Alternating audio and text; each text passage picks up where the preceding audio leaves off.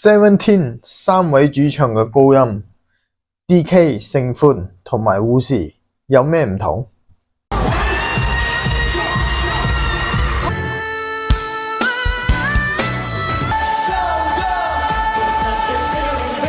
先聽 DK， 佢嘅高音力量好強，聲音厚實，衝擊感明顯，響我系統裏邊屬於拳型高音。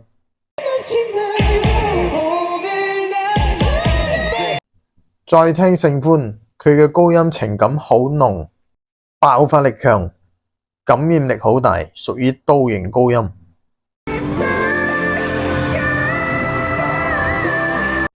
最後到烏時，佢嘅高音好細膩，聲音清晰，流動感強，屬於風型高音。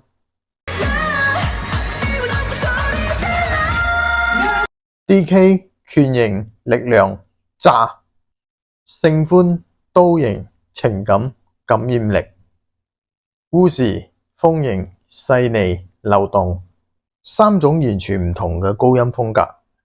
你係邊個嘅 fans？可以留言話過我知，刀拳風。